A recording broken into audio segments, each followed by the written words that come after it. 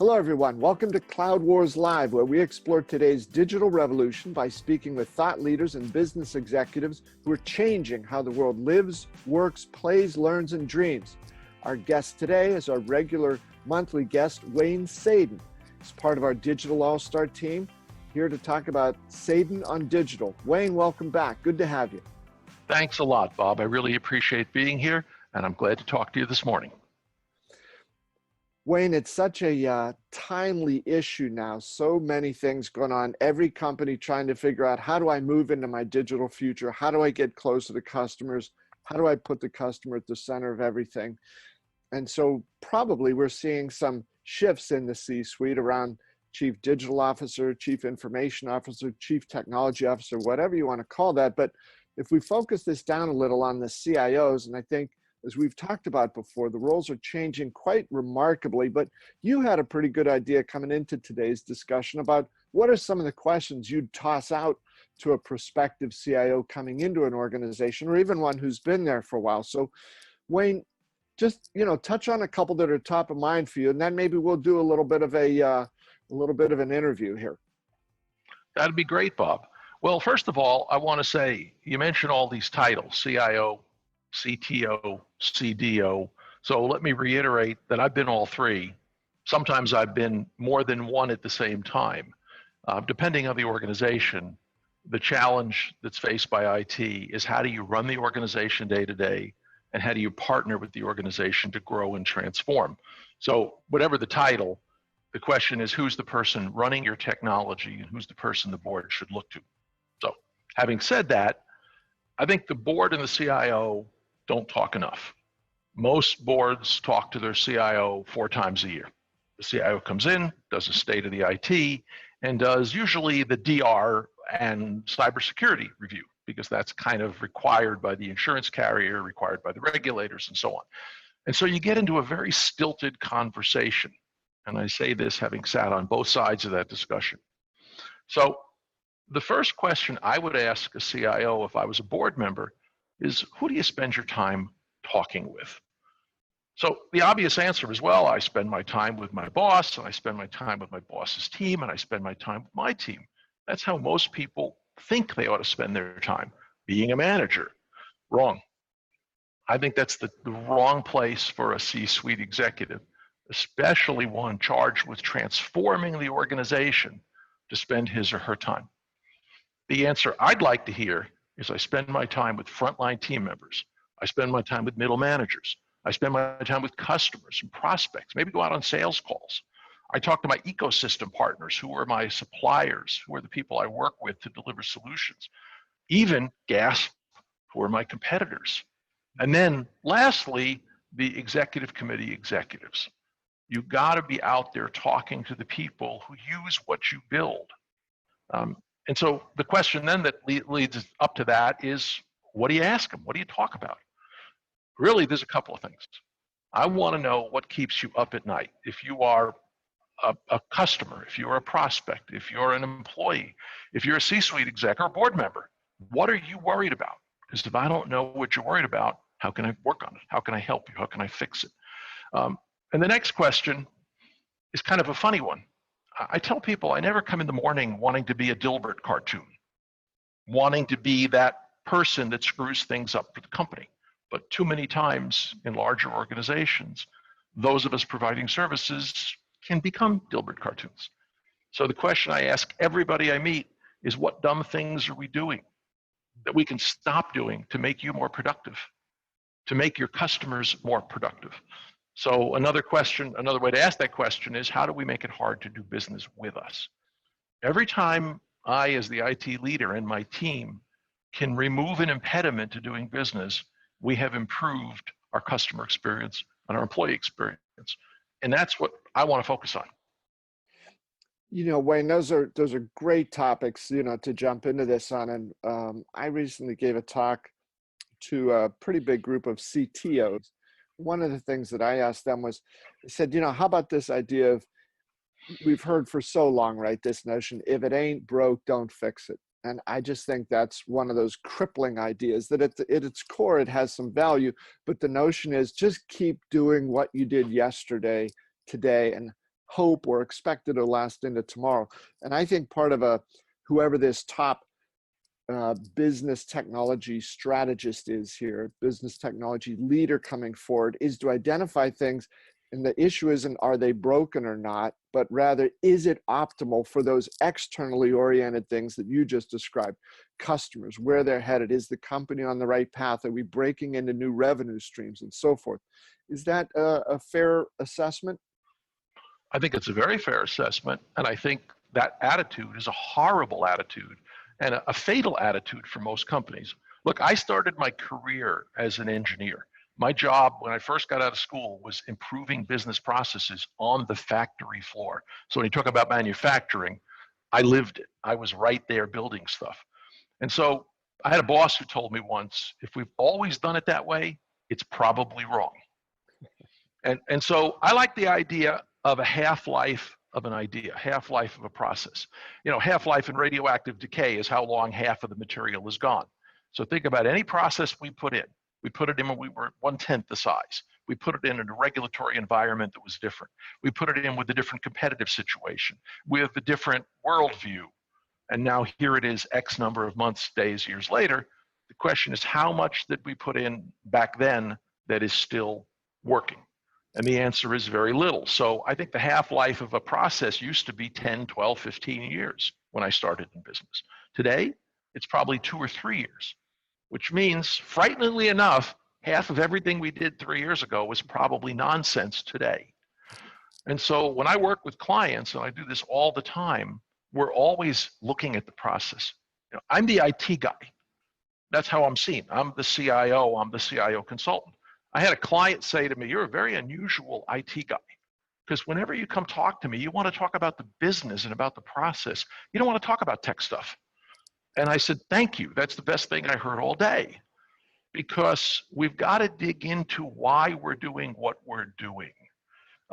Bob, you know, the notion of re-engineering. Remember re-engineering was all the fad for a while?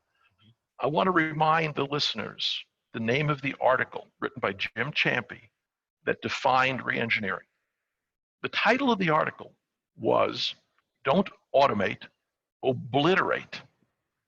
And it was not about how can I do all the nits and nats a little better.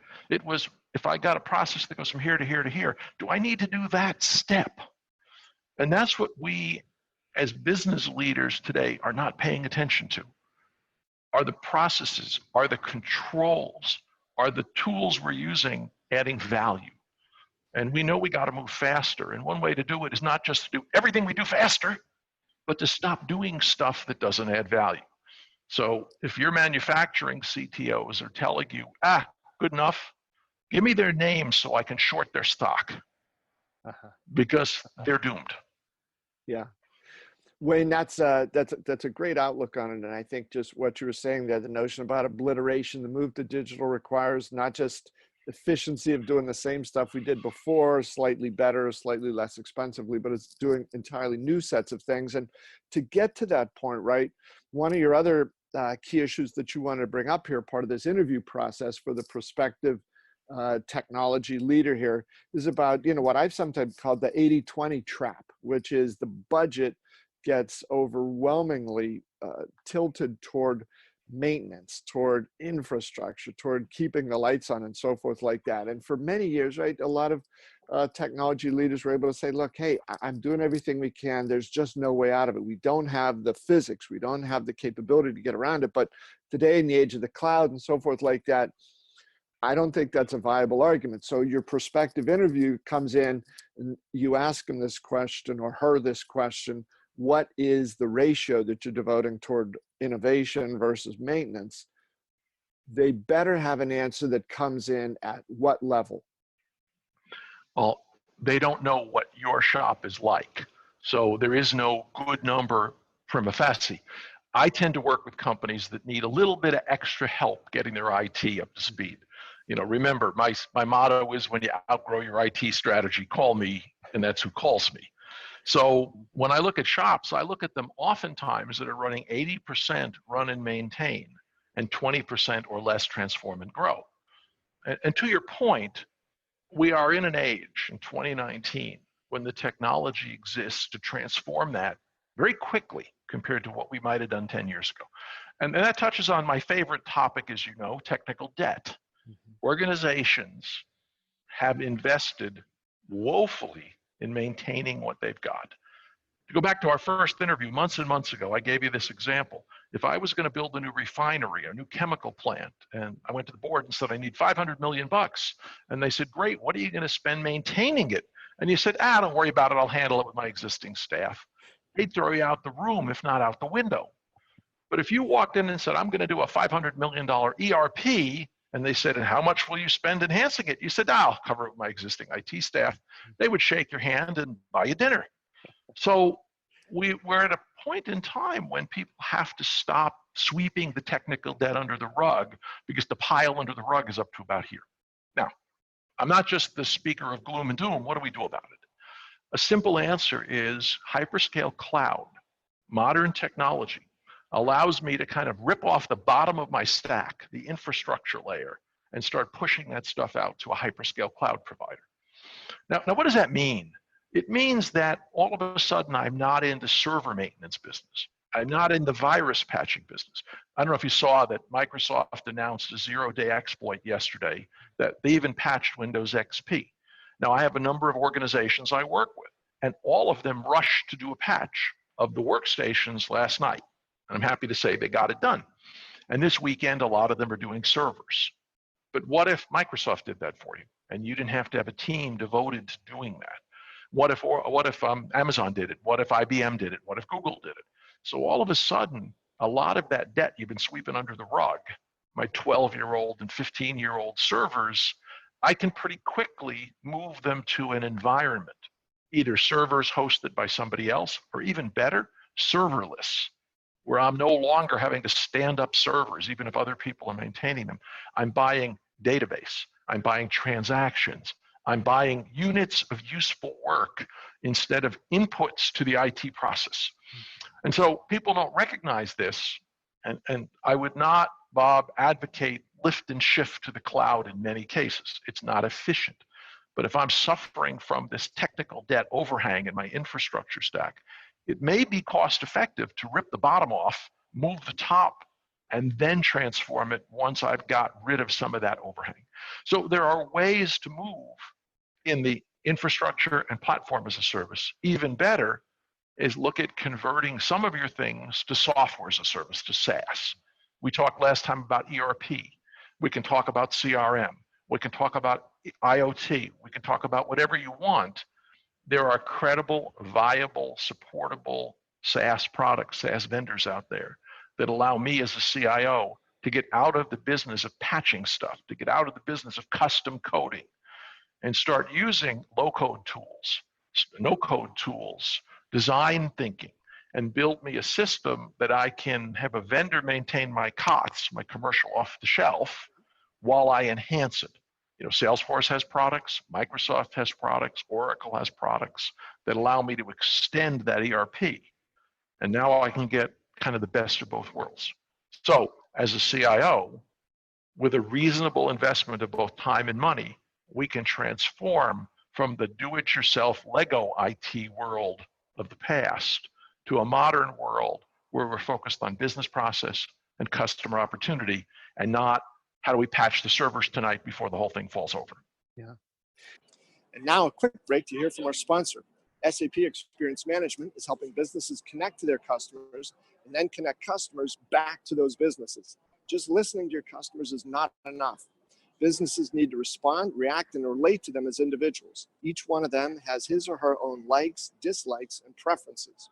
By combining experience data with operational data, SAP can help your business turn customer insights into actions that make their experiences better. SAP Experience Management helps you turn customers into fanatics and products into obsessions. Learn more at sap.com/xm. The best on SAP. Now back to the show. Okay, so Mr. or Ms., prospective technology leader, that is a great point because it ties back to your early one about obliterate, don't automate. And I think if we jump over to another subject here, what's your sense of the talent in this organization, and what sort of new talent, new types of skills do you want to bring into this organization? Well, that's an interesting question because it talks to what is IT's job. And what I see in many IT shops is an overabundance of technicians, of people that want to turn the knobs and play with the dials and make stuff faster, better, this way, that way. And what we don't have is enough project managers, change managers, communication specialists, human factors people. We got to recognize that organizational change, real change, is hard. It's not something we do by plopping in new software and writing a memo. What you talked about earlier, and we got better, faster, cheaper. That's how do we do what we do today, better, faster, cheaper? That's relatively simple. Your process that was manual is now automated. The 5 screens are now 2. The computers are all 25% quicker, whatever. I can do that relatively easily. But that's digital optimization, making what you have better, faster, cheaper.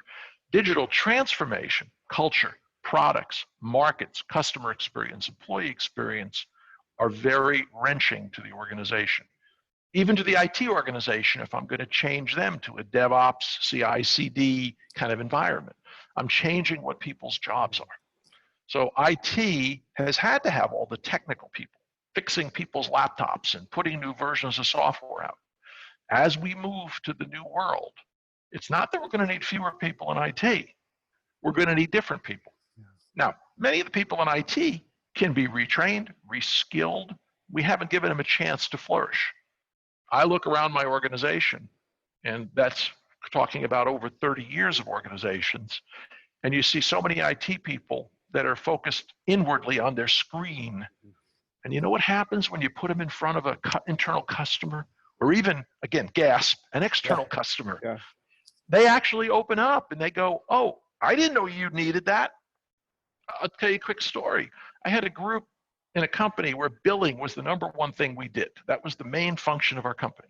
And the billing managers had never talked to their IT billing support people other than in project meetings. You know, here's my requirements.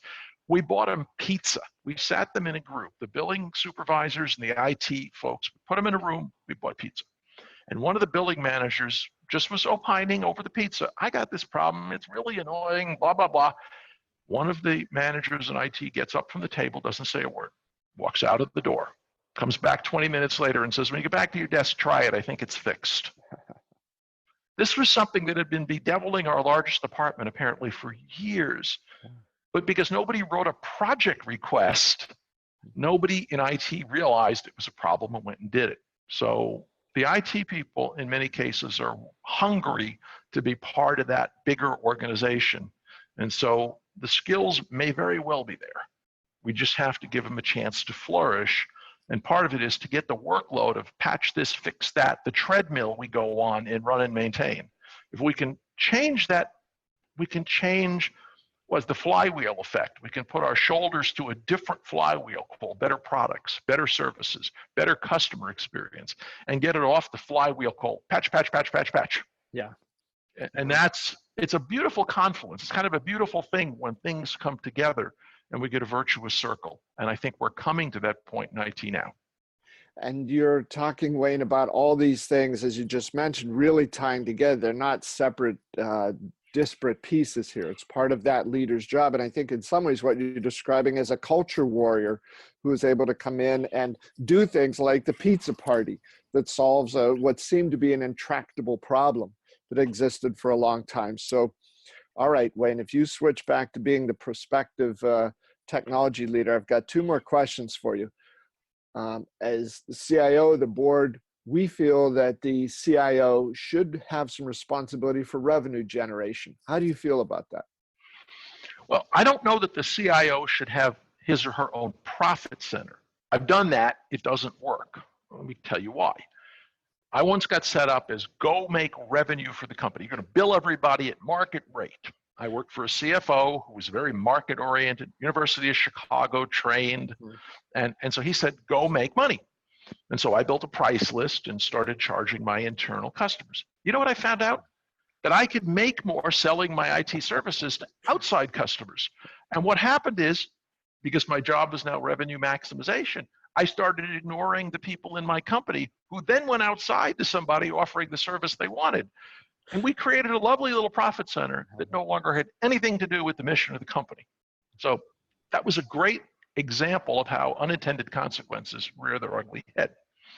What IT should be doing is trying to figure out how we can add an IT, a tech component, to products and services. Are we selling a widget, or are we selling the expanded product that is the widget plus information about the widget, or information about how customers use the widget? We've talked before about the notion that focus groups, if you're the CMO, are a great way to get information. We get a bunch of people in a room, we buy them lunch, and we ask them what they think of our product. What if every product, every minute of every day, was the focus group? How is it used? What screen do people go on? What feature do they use? What do they not use? How do they call the help desk or customer support line? What questions do they ask? So let's gather our information right from those tools and then use that feedback loop to add information to the product. I once worked for a company that was truly commoditized. I won't name the industry, but it was a truly commodity business, a race to the bottom. Our competitor came in at a nickel less and everybody switched. And so we built a new product that involved information about money and not just the money itself. And we built a very sticky, very high margin product that transformed the way our customers saw our company and transformed the way we made money. And it was applying the knowledge of what companies and customers wanted to know about the service we were providing. So we started selling them information about their own business that we had locked up in our vault, so to speak. And now they could get it information and also, by the way, get it money faster. And so we built a new product that changed an industry. And it was actually built by some IT people sitting around with some marketing people going, what if? And that product was supported and built by IT. And in fact, my IT folks were actually supporting customers before anybody even realized it, because the product was evolving so quickly. My internal help desk, again, quick story. I'm listening to a help desk conversation. This is my internal help desk. And somebody's having this incredible conversation with somebody about their reports and money and moving. And I said, who are you talking to? And the person said, oh, that was the CFO of XYZ Bank. I said, you're talking to the CFO of a bank? You're the IT help desk. Yeah, well, they had a question and nobody else knows how to answer it, so we answer them. And that gentleman, by the way, 15 years ago was now the vice president in charge of that product line at a company. But I thought that was remarkable that it's kind of sprang up almost organically and solved a problem customers had and a problem we had in terms of revenue. So to summarize, I don't think we want to go build an IT profit center unless we're in the technology business. But I think there's many opportunities to use the power of IoT and AI and mobility to start building augmented products that offer higher margins, a better customer experience, the net promoter score that, if you read the Wall Street Journal yesterday, may or may not be the be all and end all, and also making the employee experience better. So I think that's how the CIO can be a great participant. But I got to say this, the board, the C-suite has to remember to get the CIO and the IT team involved in the discussions about what they're trying to do.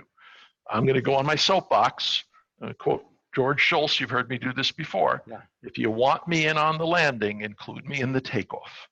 Because too many times IT is siloed off in a corner. They report to a functional executive, they sit over here, and they see everything through that filter. And they don't really know what's going on between the customer and the company, between the department and the other department of the company, our competitive situation. And so the message back to the board is, I can help you build profitable new products or profitable add-on revenue streams, but you have to let me get involved. Yeah. Yeah. So Wayne, we've got the CIO leader as culture warrior, customer champion, and also I would think in some ways, an innovation driver. So if we, the board and the CEO, choose to give you as the CIO, say an additional 10% into the IT budget, what would you use that additional 10% for? So now think about that question you just asked, because you and I talked about it before. The normal question that the CIO gets asked is, what would you do if I cut 10% of your budget? So let's start with a little bit of math. A typical IT budget is 0.8% of sales to about 2.5% of sales. So what if I cut 5% of that, say 1% or 1.5% of sales? The amount I cut, even though it's a large change in IT, is a minuscule change for the company's top line. And obviously it falls to the bottom line because it's expense. But rarely does anybody ever ask the question, what would happen if we invested more in technology? So I want to make the point that while a cut may not be that major in terms of your bottom line net profit and your EPS, what if I could spend an extra 10% fixing the most screwed up process in the company? What if I could spend an extra 10% helping marketing reach more consumers? How many companies have a great digital marketing strategy, a branding strategy involving social media? Because that may not be well understood. If you're B2B, well, who cares? Well, if I could spend a little bit of money on building up a web presence and an SEO and a content strategy, what business could I drive in the front door? Every company has the process they wish nobody asked them about. It's the one that fails the audits. It's the manual SOX processes. It's the part of the company where everybody goes to die if they're trying to change it because we just can't change it because it's too complicated. Give me another couple of percent of the IT budget to spend digging into that, and I promise you, whatever the process screw up is, working with the business and some dedicated resource, maybe business analysts, maybe process people, maybe technologists, we can unsnarl that Jenga set, pull out the right pieces, and change the way that service is delivered. And that's too often what IT is never given the chance to do, to go seek targets of opportunity. Go fix that. I had a deal once with the CEO. He said, I have no money to invest in innovation, but I need all this stuff done. And so I made him a deal. For every dollar we could drop to your bottom line, give me 50 cents to reinvest. And he said, what do I got to lose? You're not going to get it anyway. Well, we got it. And we were able to do things in the company that had not been done for years because nobody had the money. And all of a sudden we said, instead of just dropping it to quarterly earnings, we're going to invest. And so we fixed processes, we built products, we changed things that had been living badly for years. And by the way, we cleaned up a lot of technical debt. Yeah. And that's the kind of board conversation that makes probably CEOs pretty nervous. Don't ask a CIO, what would he do with more money or she do with more money? They'll always find a way to spend it. But hold them accountable for what they're going to accomplish, whether it's a sales lift or a process improvement or a middle of P&L or bottom line or whatever, and then let them go do it. And you'll find out that for an extra 5 or 10% of the 0.8% of sales you're investing, you might get tremendous leverage. I mean, obviously that's the concept, right? Operating leverage. IT is a leverageable upside. Invest $1 in IT correctly, and how much can you drive to the bottom line? And that's where the conversations need to be going. Okay.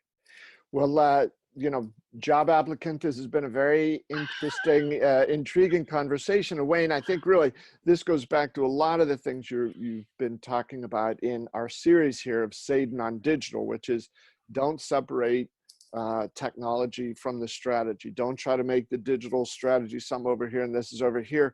You talk about infusing the organization, the people, the culture, the ideas, the opportunities deeply into the business. And I think those are great messages for everybody to hear, Wayne. So thanks a lot for another great conversation here today. Always good to talk to you. And I'll make my request for everybody watching and listening and reading, throw some questions our way. Tell me I'm wrong. Let's get into a debate. I'm on Twitter. I'm on LinkedIn. I have email. We have video. Let's get this conversation going. Wayne, it's a great idea. Thank you for that outreach. I was going to ask you how folks can reach you, but as you said, you're on all the platforms. They're easy to get to. And Wayne, thanks a lot. Good conversation today. We'll see you again next month for the next installment of Sadin on Digital. And to all you folks, thanks for joining us. Please pick up Wayne's recommendation there about passing along the feedback. He's got lots of good ideas. Be happy to share them with you. And thank you very much, everyone, for being here today. We'll see you next time here on Cloud Wars Live.